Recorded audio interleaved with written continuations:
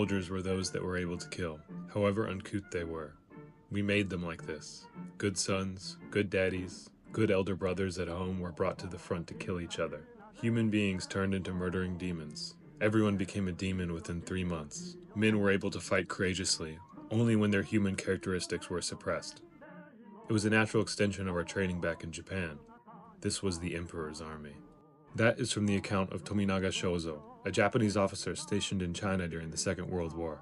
His account is brutally honest, and he doesn't shy away from discussing the terrible things he did or made others do in China. Not only does it show the brutality of the Japanese Empire under the grip of fascist rule, but it gives us an insight into how normal people can be driven to do terrible things. He talks about turning people into murderers by making soldiers kill prisoners as a baptism of blood, as he calls it. It made soldiers more willing to kill in the future because they'd already taken that first terrible step. The Japanese military had to turn normal people into the killers that their leaders wanted, willing to dish out but also accept death at a moment's notice in order to advance the war. This is one of the most important lessons I think we can learn from the history of World War II.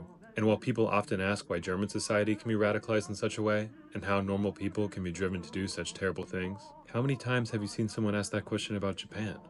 And why do we never seem to ask that question?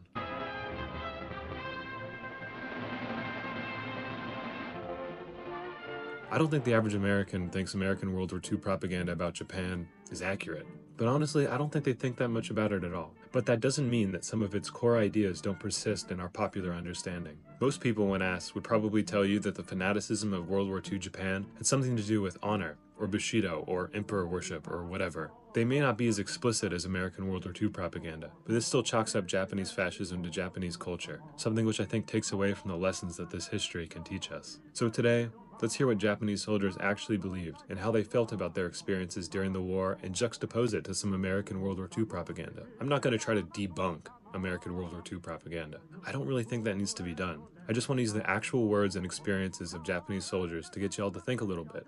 Understand the war from the Japanese perspective, not to justify anything Japan did, but if anything, show the true cruelty of the Japanese Empire and how it twisted normal people into weapons for its own evil purposes.